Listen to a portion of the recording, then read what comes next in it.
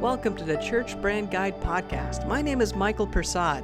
I'm so glad you guys are here today. I'm going to be talking about a great topic that I think will help many churches in the way that you communicate and advertise and build something truly great that people are attracted to. So our topic today is just about being genuine and how you build your church's brand. Building an authentic brand that is very attractive to people in your community. So the groundwork for today's episode is basically understanding what the difference is between branding, marketing, and advertising. So we'll put it this way in very simple terms. Branding is defining who you are so that you're able to control the perception that people have of your church. Marketing is the experience that people have when they encounter the church. So whether it's on your property or maybe off-site at an event of some kind, it's the experience people have. That's what marketing is. Or it could even be on social media. And then also, the third thing that we need to define is advertising. Advertising is the message you put out there that is consistent with the brand. So it's the message of who you are. And it's how you put it out there. So it could be put out there on a billboard, on social media. It could be put out there in a postcard mailer. But it's the message itself that is put out there that defines or describes your brand. So branding, marketing, and advertising work together to help build this genuine expression of who you are as a church. When it's working right, that's what it does. So one of the ways that we can do this, one of the ways that you can do this as a church is to capture photography. So have a system and a culture in place where you capture the photography of what is happening in the church and with the church, whether it's on-site or off-site. Have a way to capture those events so that you can get the emotions of what's going on at that moment. Then you use this photography in your advertising. This way you come across as being very genuine. Stock photography is okay to use, but it's not very genuine. I don't know if you've ever experienced the photography that you've seen maybe in one location, and then you saw it somewhere else, advertising something different. Whenever you see that, whenever you see it's like a man or a woman of some kind, and they're advertising one thing over here, but then on the other side of town they have a same picture, but they're advertising something different. That's very ingenuine. So you want to make sure that as a church you come across as being very genuine.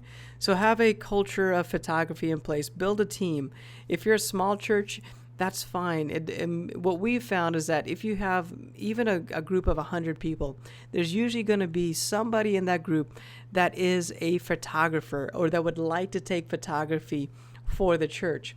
So go ahead and capture those people and then show them the type of photography that you would like, or explain to them the type of photography you would like them to capture. And this is what you want them to capture. You want them to capture genuine emotions. So show in your photography people being welcomed to the church. So this photo might look like a greeter at the door shaking somebody's hand with a big smile on their face and them having a great transition going on there.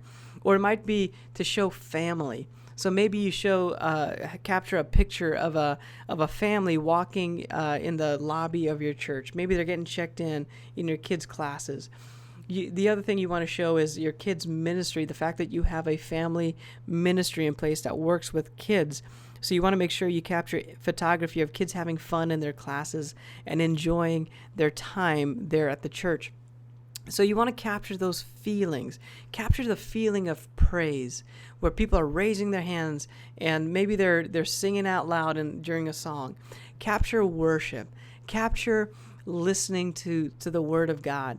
So you want to capture these types of emotions and the different types of events that happen during the course of a service, because that's what you want to put out there to express who you really are to the people that are beyond the walls of the church. You also want to capture events that happen outside the church. So if you're a church that goes out there and does community events, make sure you capture that. Have a photographer scheduled to go and capture that event.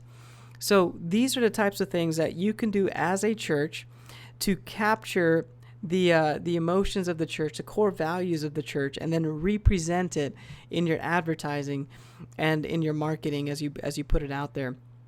In a church, several churches that we've worked with, we capture photos of their services and even of their events that they would have, and then we'll put together maybe a huge mural that's in their hallway or their lobby area, and it just shows kind of the values of the church, and it's using their photography, their people, to express those values.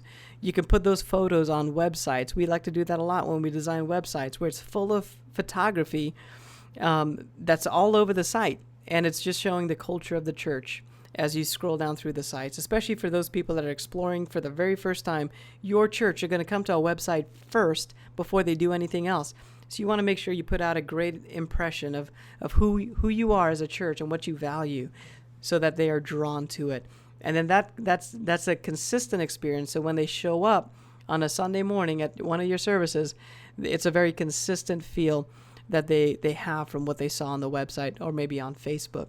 So being genuine is a very important thing as a church. Having a genuine brand is going to help you get further faster and help people to stick within your church and stick around to experience it again and again and again. In our interview today, I'm going to be talking with Randy Greene. Randy is the digital marketing manager at Church of the Resurrection, which is a very, very large Methodist church in the Kansas City area, just south of Kansas City in Leawood, Kansas. This church has been growing tremendously over the past, 10 or 15 years. It now has 4 campuses, over 20,000 members. And the thing is, when you walk into a service experience, it's not going to blow you away necessarily with the lights and the music and maybe the sound system or the video system. They just have a very genuine way of presenting themselves. And Randy even talks about how on social media and with their website, they're really a little bit behind. They're a step or two behind what you would think for a church of this size. And it kind of strikes me as being a little bit strange that, man, this church that's so huge actually doesn't do things like other churches might, where they're really pursuing, media to help them grow and to get their messaging and their branding out there. They're actually just doing it in a different way. And Randy unpacks that about how they just go into the community and serve the community well. And then they represent that and let other people know that they're doing some great work in the community. And so it's a great conversation I have with Randy, and I'm excited for you guys to hear it and to listen to how this amazing church is doing something that is fairly unique in building a brand. So let's listen to our interview with Randy Greene. Thanks for joining us today on the Church Brand Guide podcast. I'm here today with Randy Greene, who works at Church of the Resurrection. And this is a large church, and Randy's been there for a few years, couple of years maybe? About a year, yep. Right, okay. About a year. About a year, okay. Yeah. He helps with the marketing and communications over there at the church. So Randy, I guess let me just let you introduce what it is that you do. Let's start there first. Sure. So my title is Digital Media Specialist, which sounds super fancy, but basically I'm just the point person for everything that happens in the digital world there. So if we're talking about website, like I help maintain the website, I work with our email marketing to make sure that that's all going smoothly. I work with our social media a little bit, driving some of the strategy there. So basically if it's like outbound digital stuff, then I am the point person for all of that.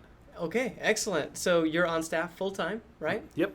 Okay. Yep. You have a nice office and. Well, it's an office. I'm not fancy, but we get to hang out and have a good time. We got a whole communications department there, so we hang out and chat and have a lot of fun. Cool. Okay, just checking into your world a little bit. Yeah.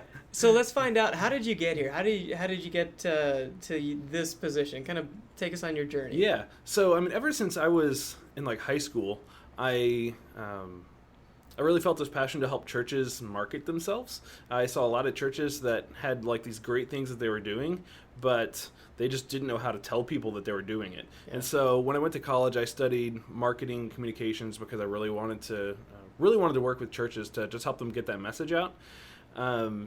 And then when I graduated, I took a couple of jobs, spent a couple of years working at different agencies here in Kansas City, just kind of getting my feet wet a little bit. And I started picking up some web design abilities, and so really got to explore that and fell in love with working with web and the digital communication side of things.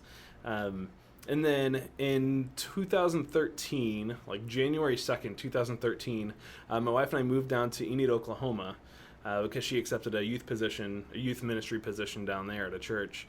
And so we moved down there, and that's a little town of about 50,000, where there was not really anything there as far as like digital marketing or anything. So this was a great opportunity for me to just say, hey, you know what? I'm going to like launch this business where I'm going to work with a bunch of churches. I mean, there's tons of churches down there. You know, it's middle of the Bible Belt, so there's churches on every other corner. So I'm just going to work with these churches and some of the local businesses and start working on their marketing and getting them out there with websites and social media and that kind of stuff.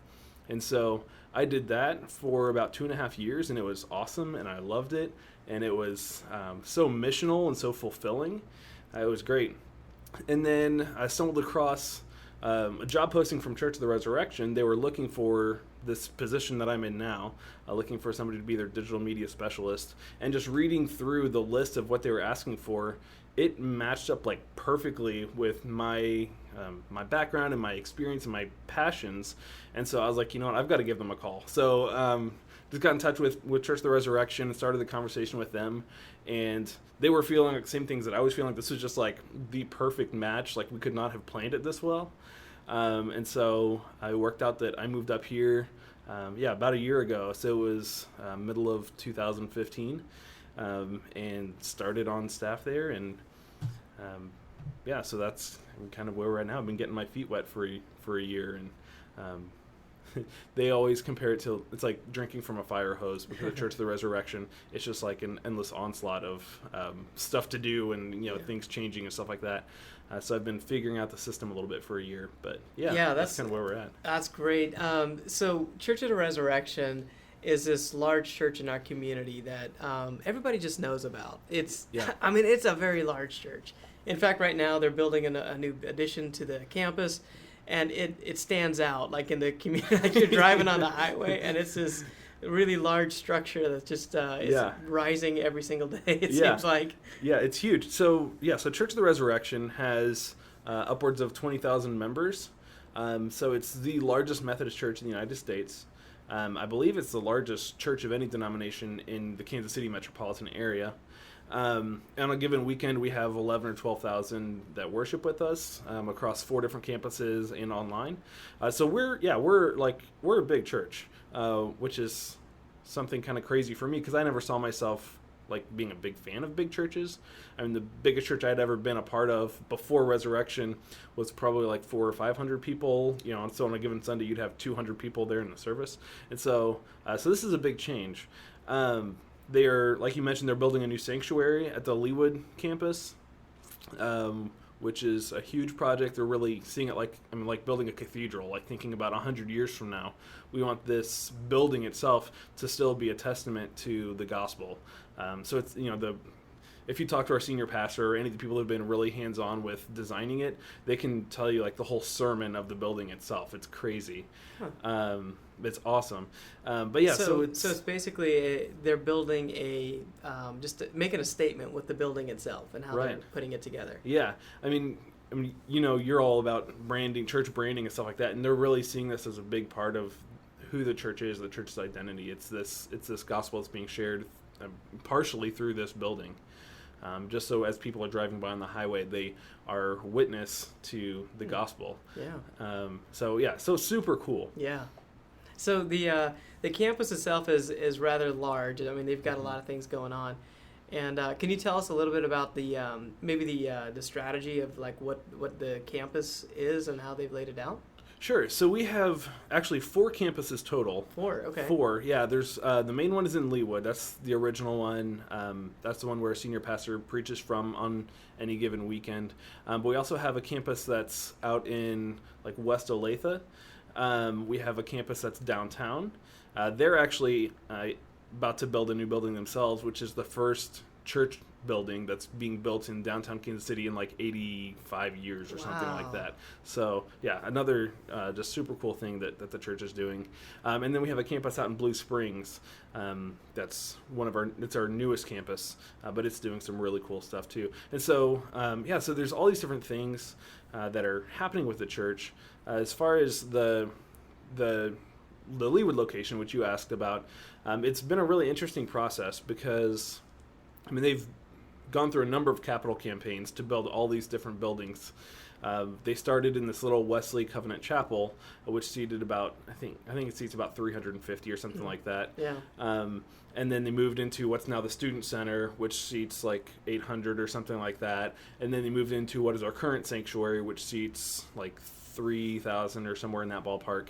And then the building that's currently being constructed, which is going to be opening on Easter in 2017, that's going to seat about 3,500. And so that's our final sanctuary. Yeah. And so it's been this really cool process of they've had a master plan that they're operating from the very beginning. Yeah. And they're always kind of planning a step ahead. So they're never building a building that's big enough for what they're trying to do. Okay. They're always building it with the idea that there's going to be more added on.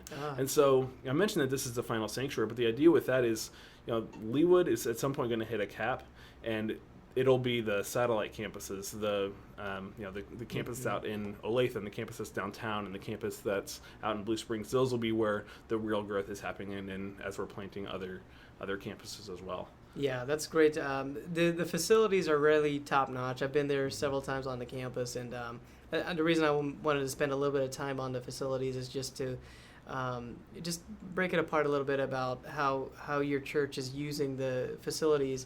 I guess help us break that down. You invite people to come to the campus, right? A lot of ministry happens on the campuses. And why don't you talk about your approach? Yeah, so that's a really interesting question that you ask. We have it's a kind of a three-pronged approach to how we look at the way we minister, a very high level, head, heart, and hands.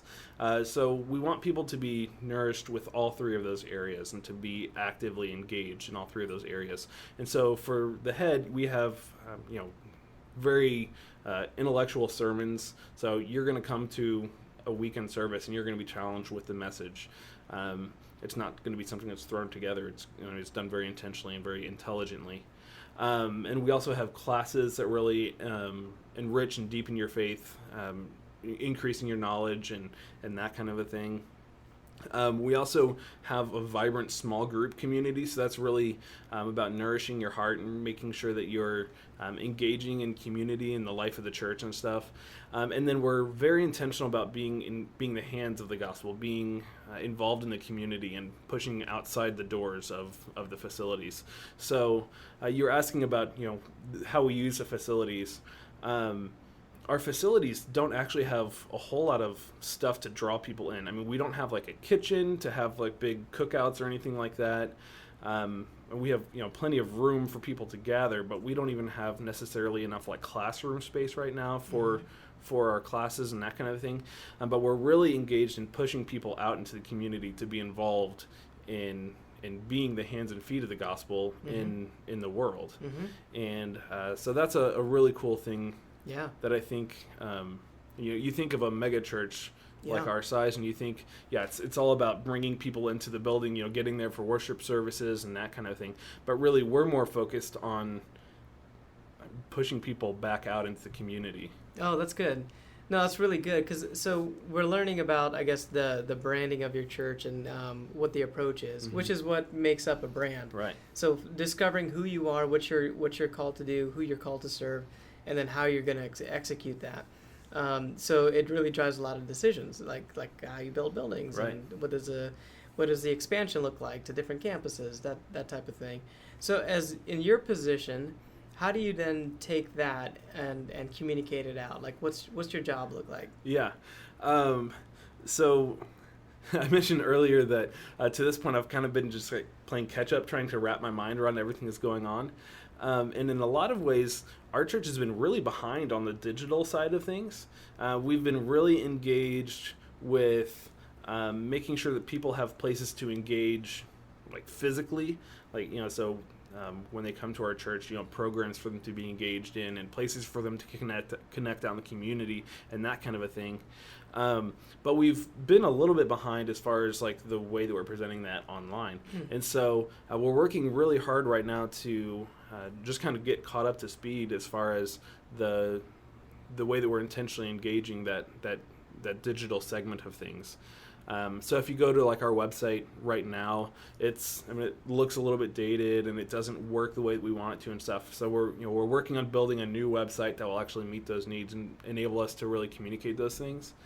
Let's just take a moment with the on the website side. So what is the strategy then that you're doing with the website? The new one? Yeah. So from a very high level, anytime you're looking at building a website for your church or even your business or whatever, you've got to stop and take a look at who the target audience is. And so for us, the purpose of our church, the reason that we exist, is to draw in non-religious and nominally religious people and to help them become deeply committed Christians.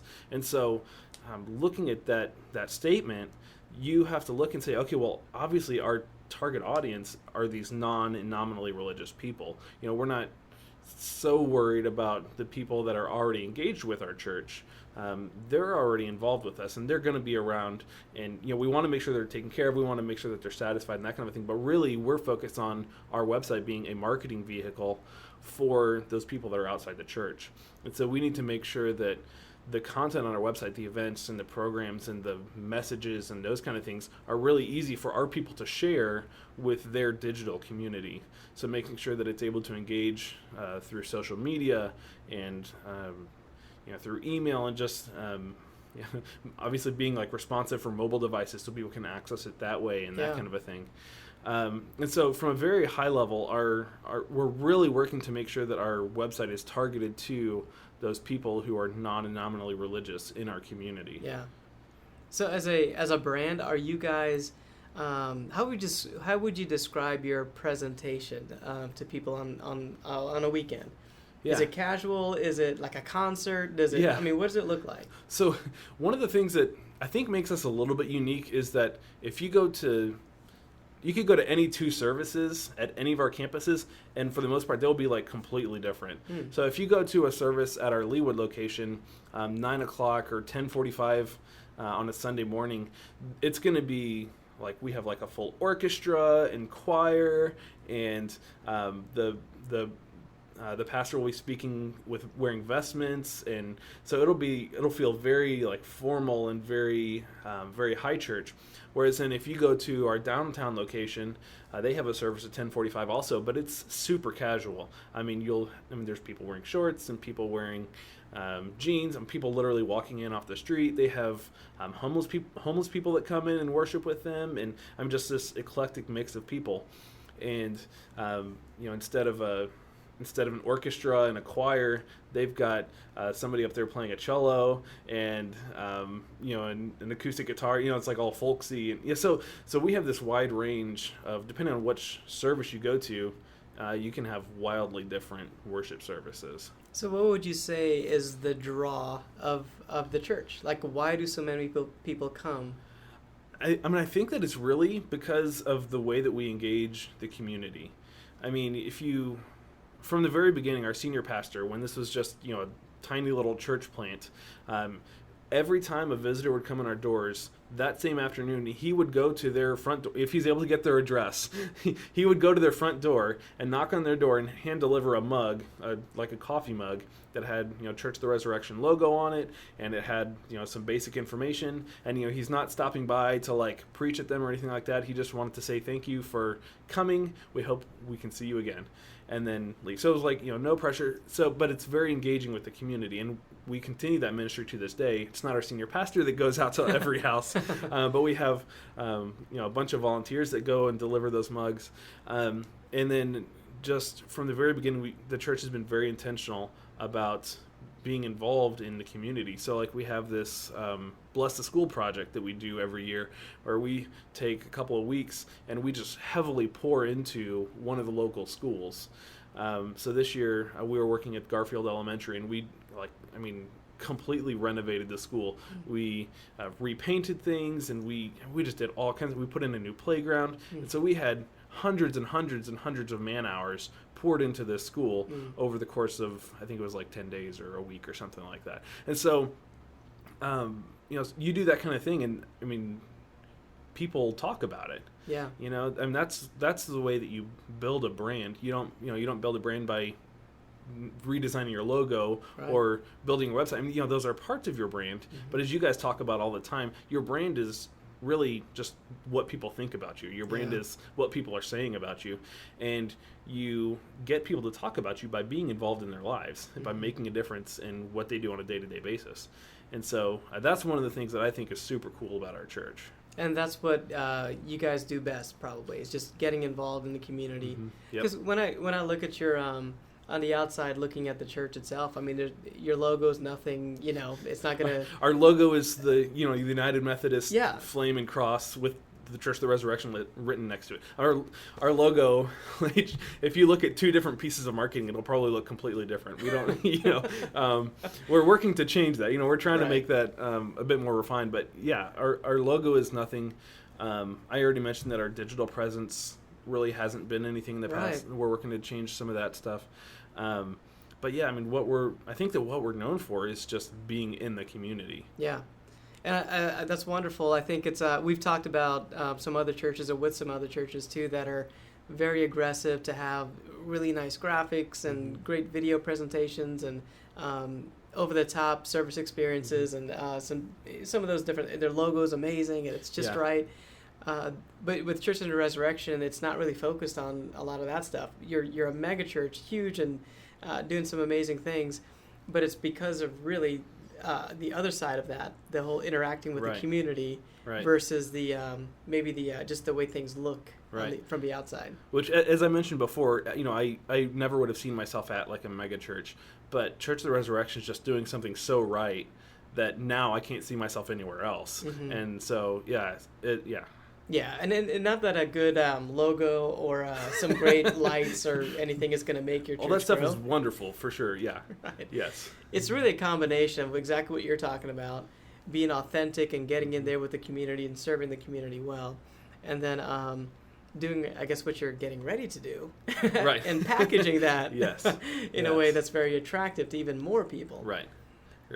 So what does that look like as you do your job, right? And as you try to get the digital marketing stuff pulled together, what are you thinking? Like, what needs to happen? Yeah, so a lot of things need to happen.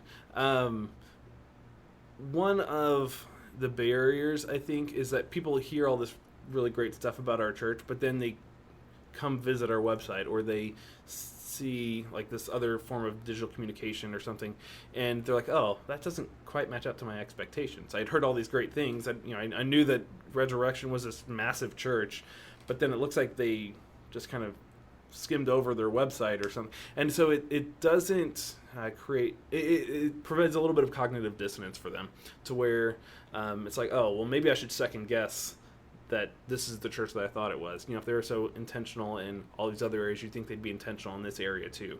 And so one of the things that I really am trying to do is make sure that we are being intentional about the way that we market ourselves online. And so the way that we do that on social media, the way that we present ourselves that way is very important, in the way that we just people coming to our website. We do a lot of email communication, so our outbound email messaging, just trying to get those to be in a place where they're consistent and to where they present something that looks professional and looks nice.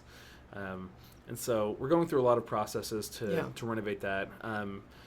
Because our church has grown kind of organically, we've had a lot of like ministries and teams and stuff that have gone off and just kind of done their own thing for a little bit. Oh, okay. And so we're trying to rein in a lot of that. Sure. To bring it all back into one kind of centralized process. And so that's a little bit of a task. But I mean, we have great ministry leaders that are very supportive and on board with that. And so we're making good progress. Describe what your department looks like. Maybe talk about how you fit in and like what else you have around you. Sure. So we've got a communications director who is my supervisor, and she is the one who kind of oversees everything that our department does. We have a video team that does all of our video production. So a lot of that is doing production for the weekend stuff. So any videos that are used in the service, promo videos for upcoming series and that kind of thing. We've got like 3 or 4 people that are on that video team. We have a graphic design team of about 3 or 4 people, and they're the ones who do. We send out like postcard mailers for new sermon series and stuff like that. We do brochures for different ministries and that kind of a thing, flyers and bulletins and all that kind of stuff. And so we have a team that does that. I am pretty much our web person. And then we have one lady who's an editor. So she's the one who does most of the hands-on stuff with our social media as far as actually like putting posts and that kind of stuff. She also is the one who does a lot of the copy things. So whenever we need copy for something on the website or copy for a postcard that we're doing or whatever, she'll be the one who shapes that content. And then she does a lot of our weekly communications things as far as making sure the content and the bulletins are up to date and that kind of stuff. So what do you do media-wise that is there anything that stands out? I guess, is there anything that you really focus on when it comes to media? Like personally? Well, I guess as a church. Let's do that first. We do a lot of really quality video work and a lot of really quality like print design, branding type of work. Okay. And so I mentioned we have like 3 or 4 video folks, and they just do an incredible job of putting together packages for different things and doing interviews with people in the community and stuff like that, whether it's being used for worship or being used for like promo stuff online or social media or whatever. They do, really great job. And then we have a team of designers that just blow my mind with how talented they are and how much they're able to do. I mean, they get demands from all over the place. Our communications department supports all 4 campuses, and so they do like weekly slides for everybody, and they do anytime we need branding or any kind of supplemental design things, all these ministries, they want to have things to hand out to people. For our youth ministries, they have like brochures that they create all the time, and so there's just this like huge influx of design stuff that our design team handles, and the quality is great, and they do so much of it that it blows my mind sometimes. Do you have a style with the media or the branding that you produce? Can you put that into a I would say, it varies somewhat ministry to ministry. But for most of our church-wide stuff, it's very, I'd say understated probably. Okay. Not quite like minimalistic. Like for me personally, like I love minimalistic design. So if I were doing it, that would be all that I would do. But as a church, it's more just kind of understated. So we like to use big imagery with white space in it that is able to then emphasize the text that's laying on top of it. So nothing busy, nothing with a whole lot going on. Just kind of understated. Yeah, okay. And do you use photography a lot, or? We use a lot of photography. Okay. Yep.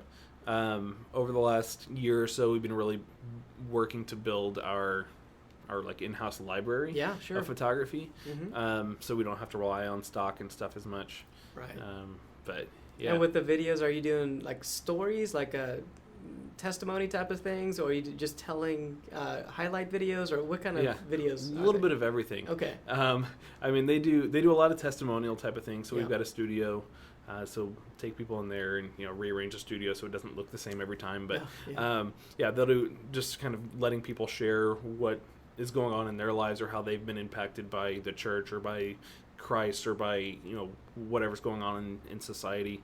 But then we also do like animated videos that just kind of preview like a sermon series and stuff like that.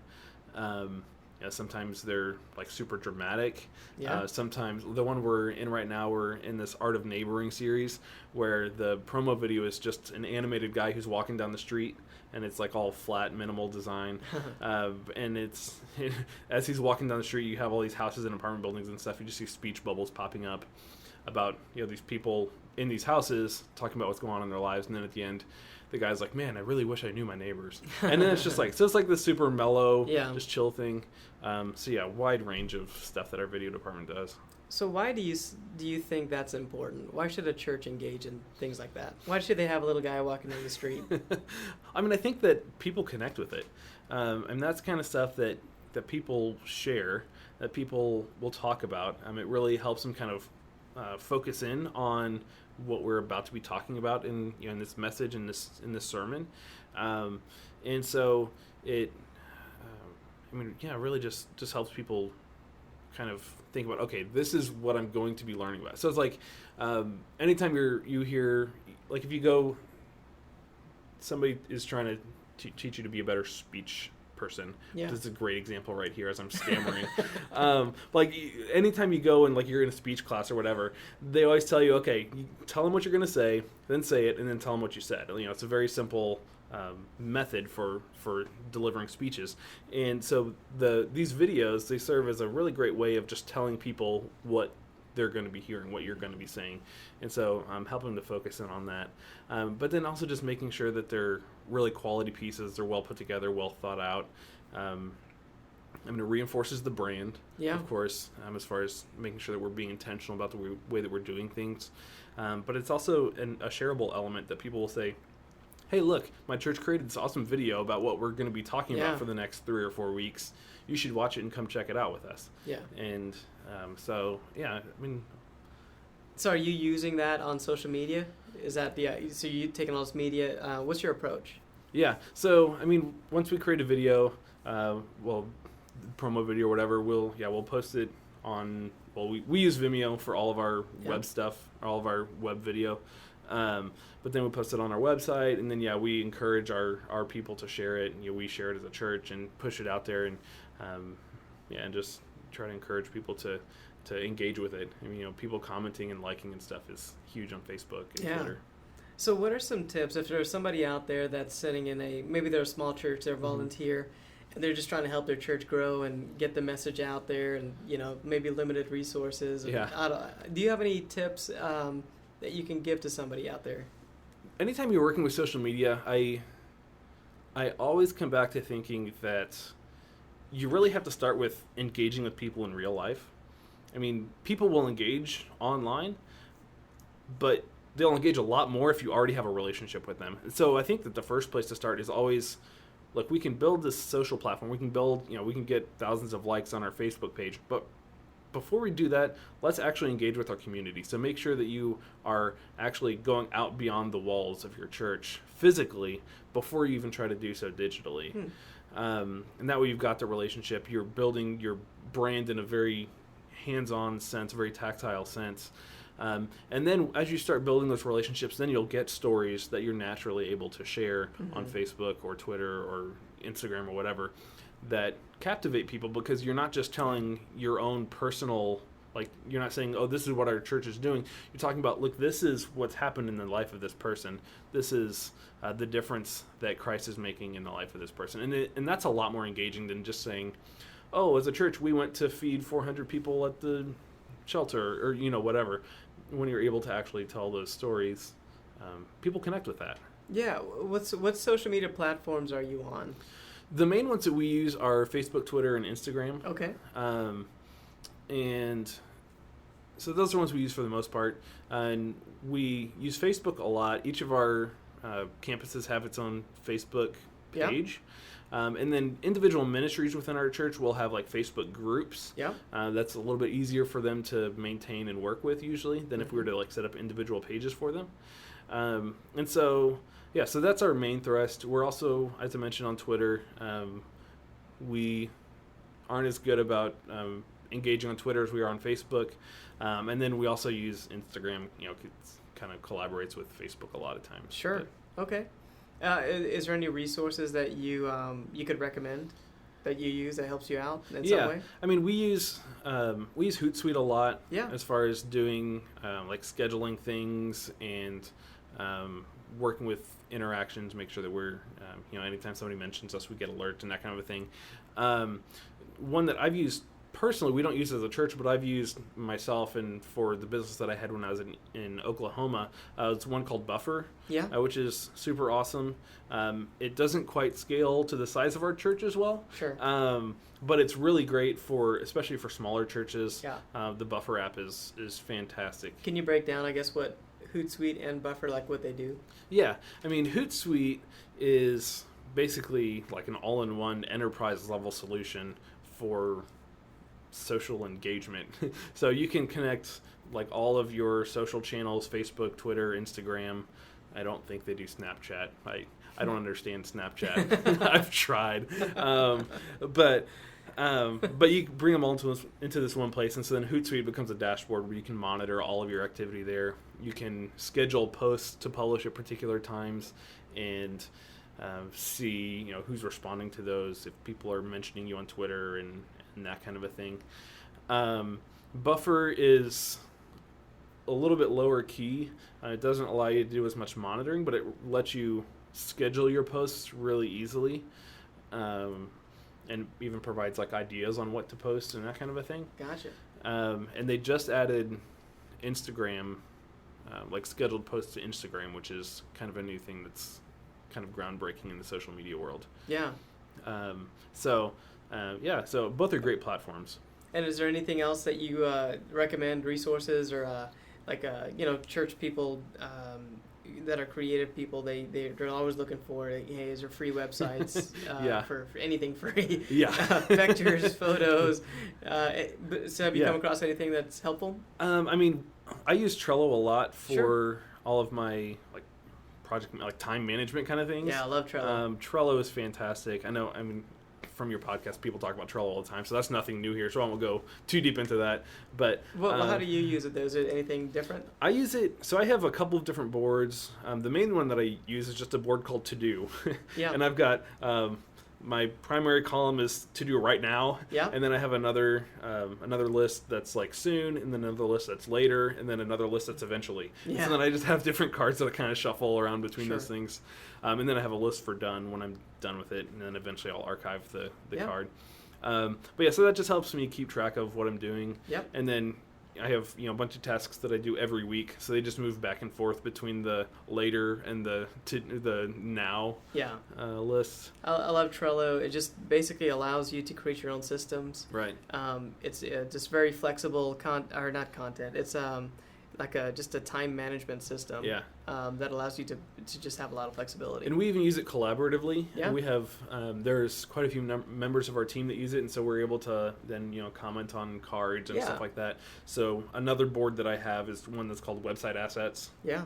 That I work with our digital designers on, and we're just able to, anytime there's some kind of design asset that I need, I just drop it into that Trello board, and then it pops up. I assign it to whatever team member needs it, and they're able to see that, and then upload graphics or whatever to it, and so it just makes it really easy to share information and share resources. Yeah. So any other resources that you have? I mean, for forms, we use Wufoo a lot. Sure. Again, that's a pretty standard one. I've used MailChimp for email stuff quite a bit in the past. We have another email platform that we use for the most part right now. We're trying to figure out whether that's the best one for us to use moving forward, so there might be some change in there in the next few months. You use email a lot for communication? Our ministries use email a lot, They send out men's ministry newsletter and women's ministry newsletter, and all of these different newsletters and stuff that go out. We also have a daily devotional type of reading that we send out in email, and then each of our campus pastors and our senior pastors send out a weekly update as far as what's going on in the life of the church, places you can get involved, things that are going on in their life personally, just to allow some of that personal connection with our senior campus pastors. Are you using segmented lists, or is it just a blast that goes out to everybody? We have tons of segmented lists. Okay.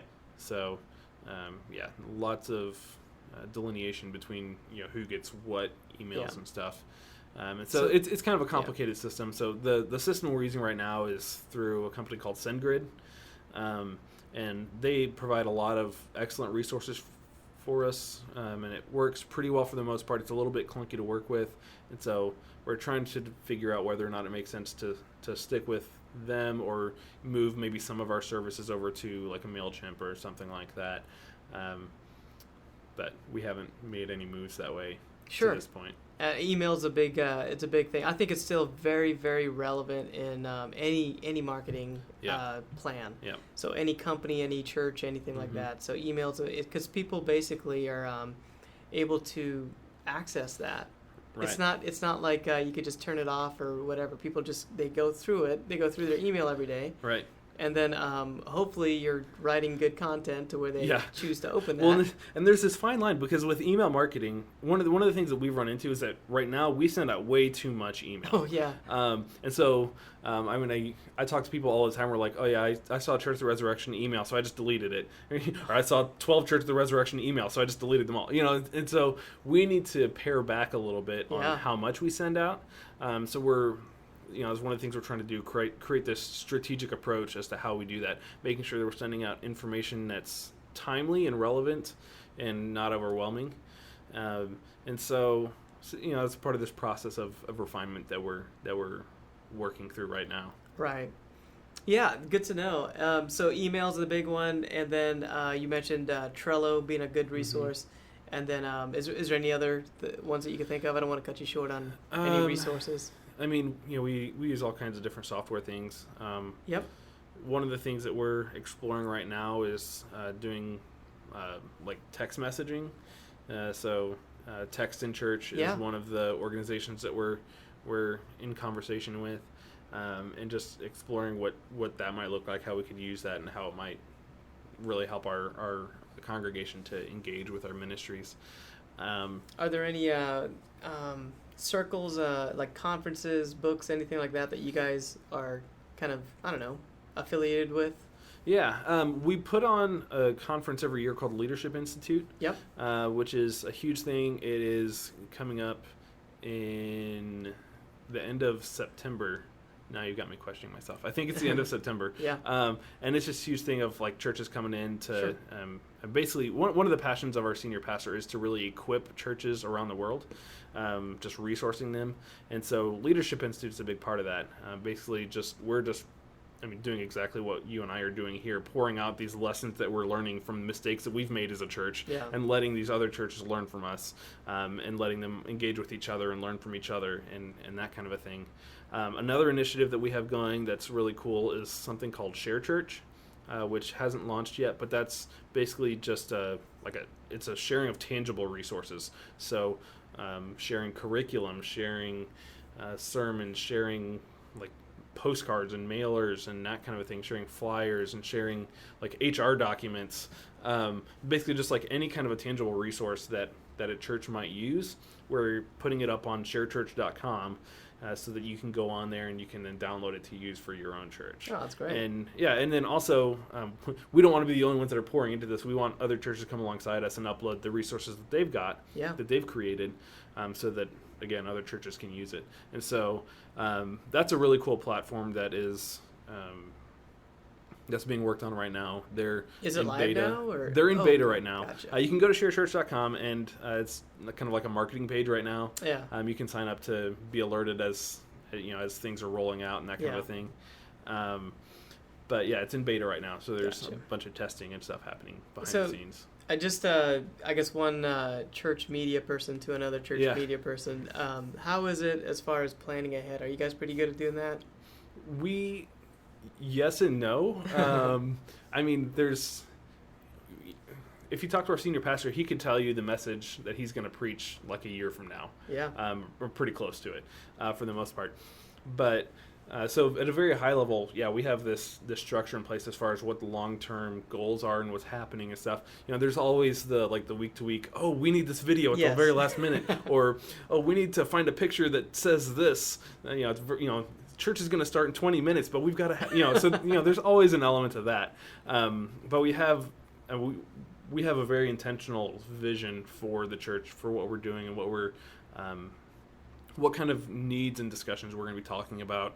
And, that's always got to be somewhat flexible. things are always happening in society. You have mass shootings, and Yeah. you have all these kind of things that you have to be able to respond to. So you can't like set in stone exactly what you're going to be doing from week to week. But we have this kind of general idea. Yeah. That's pretty awesome. Do you have a system in place for producing media, or does any department just come to you and say, "Hey, Randy, can I get this?" We have.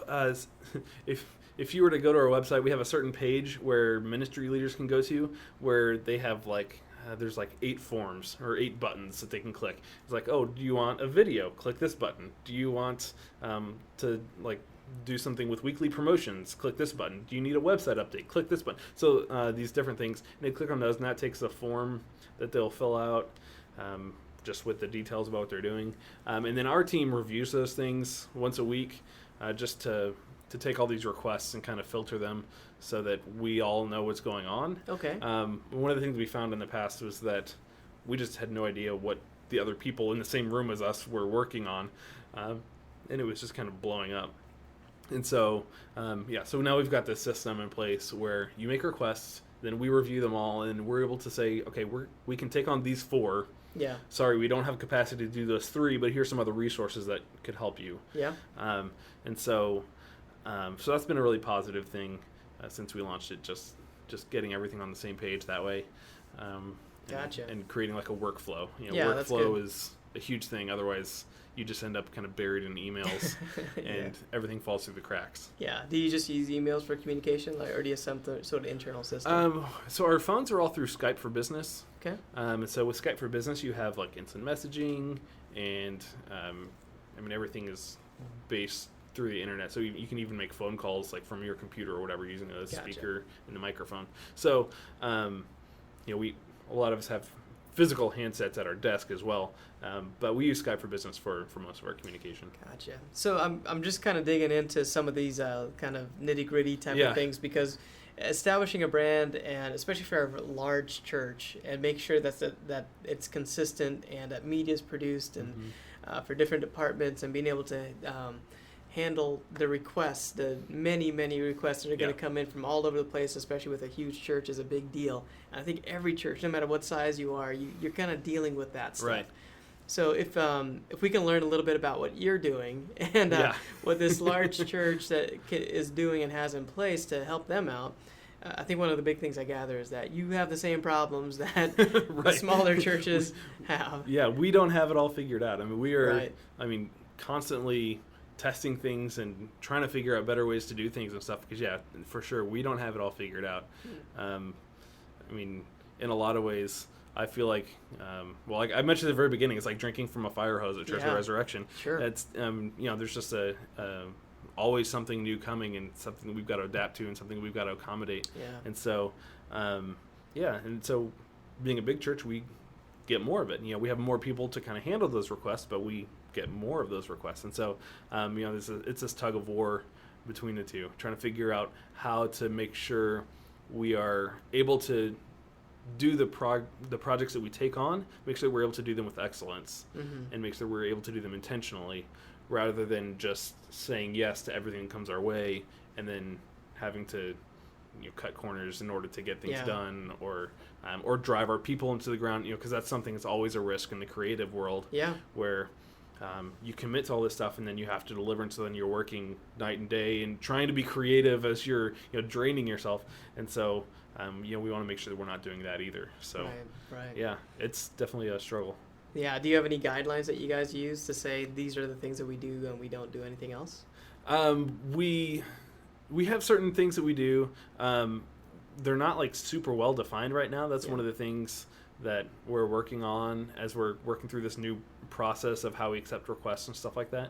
We're working on creating the exact parameters of the things that we'll take on.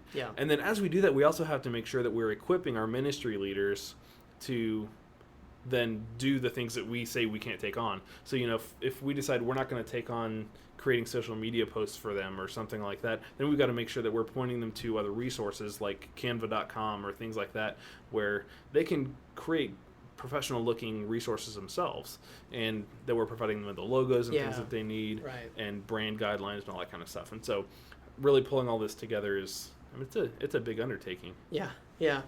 So it sounds like you have a lot of work ahead of you. Yeah. We'll touch base in another year and see what's going on at that point. Yeah. Right. But yeah. You're a year into it. Yeah. And it's a big job. And it sounds like you've got some things to kind of straighten out and just kind of get in place, and some systems to create to help you get where you need to be, to serve all 4 campuses, right? Yeah. All 4 campuses. Is there a good way to connect with you or for people to follow you? Yeah. I mean, probably the best way is through social media. I'm pretty active online. My handle for pretty much everything is So Be Creation. It's a little play off of like, so be the creation that God created you to be. Oh, nice. Yeah, I was a clever 13-year-old, huh? That's when I came up with that. But so like twitter.com/SoBeCreation, Facebook.com/SoBeCreation. I mean, pretty much if you add So Be Creation onto the end of whatever social media platform you're talking about, that'll probably hit me. Yeah. So. Okay. All right. Good to know. So you could check out Randy and see what's happening. The church itself is Church of the Resurrection. Do you have a Facebook or anything that you want to share? Yeah. Just to follow that? Yeah, I mean... so we can see your work in action and see what you're doing? I mean, yeah, if you just search for Church of the Resurrection, I think that United Methodist Church of the Resurrection is our Facebook page. That's the one that'll come up by default. If you go to Twitter, our handle is Church of the Res with a Z. And Instagram is the same. So, yeah, it should be pretty easy to find us. All right. Well, great. Thanks, Randy, for coming on and sharing your wealth of knowledge on Yeah, no, it's been fun. Thanks for having me. I appreciate it. All right. Well, like you said, maybe we'll get you back in about a year, and then we'll see how the conversation might be. Yeah, maybe hopefully wrap things up a little bit. Of course, we'll probably have all kinds of new issues that we're working through at that point, but, you know. Right. Maybe you'll have a staff. That'd be great. Maybe, yeah, that'd be awesome. All right. Well, thanks again for Randy for coming on the podcast, and make sure you check him out on his social media platforms. I really enjoyed that conversation, just talking about a genuine approach to building a brand. And it's been a very authentic approach that has allowed Church of the Resurrection to grow to be just this large church in this community that is being very impactful in reaching people. This podcast started in January of 2016, and we've been developing it all year. And now leading into the fall, we have some ideas that we're going to be trying out. The thought behind these ideas is to help our audience, to help you to understand branding better, so that you can build these strong brands for your church or for the churches that you work with and help them reach more people. So one of the things we're going to do is implement Facebook Live sessions. This is where we can teach about a topic in a way that allows us to add visuals. So we can teach on a topic for a period of time, maybe 15 or 20 minutes, and then we're also able to take questions. So we can respond to you back and forth in a question and answer session live. And so the visuals combined with the question and answer, I think will just help create a great depth in whatever topic we're talking about. So the first one is going to be rolling out later on this week. We're going to be talking about logos and how to create a great logo for your church. We'll unpack the 5 different types of logos and then begin to break down what a great logo for a church should include. So in this session, we will have the question and answer period where you can submit your logo, and then I can take a look at it and maybe give you some pointers or some tips or just verify that it's a great logo. So it's just a great interaction that can take place. Or maybe you have some questions that you just want to answer live. So I'll be on a video, and then you're able to just submit your questions and listen to the responses and also see the visuals of what we're talking about. So join us this week later on. Join us throughout the fall as we host more and more Facebook Live sessions. And we also have some other resources we want to provide for you as well. So big ideas to just help take these conversations that we have on a podcast, put it together into more of a step-by-step guide in just different ways, using multimedia interactions with you to help these concepts just be more real to you, and then produce, as an end result, produce churches that have really strong and powerful brands that's attractive to their communities. Well, thanks again. We have a resource we want to share with you. This one is actually a book. It's called Live, Love, Lead, and it's written by Brian Houston. In this book, Brian unpacks the story of Hillsong Church. Hillsong is a church that's influential in the world, not just within church world, but in the world as a global brand. And they've been very effective starting in the 90s, releasing music. And in the early 2000s, Hillsong United came around, and they were very popular and have been and still are. And now, even in recent years, they have another brand of, they're called Young and Free. And every so often, they release this kind of younger generation to create music that's unique to their culture. And they've been very effective doing that. In recent years, they've launched church campuses in the largest cities in the world and have been very effective in reaching people in very hard-to-reach places. So it's amazing what they're doing. And the book itself is very inspiring as Pastor Brian just unpacks how he's been very genuine to the calling that God has given him to love people. And as a result of that, it's included so much impact on a global scale for the church. So again, the book is called Live, Love, Lead. I recommend you get it as a creative, a church creative, maybe as a church leader. It's just a great inspirational book to help you just think outside and maybe do some things that are big, to think big and to dream big. So thanks again for joining me today on the Church Brand Guide podcast. Make sure you check out our blog at churchbrandguide.com and check out the free resources we have there. And make sure you rank us and rate us on iTunes. We really appreciate when you do that. Thanks again, and I'll see you next time.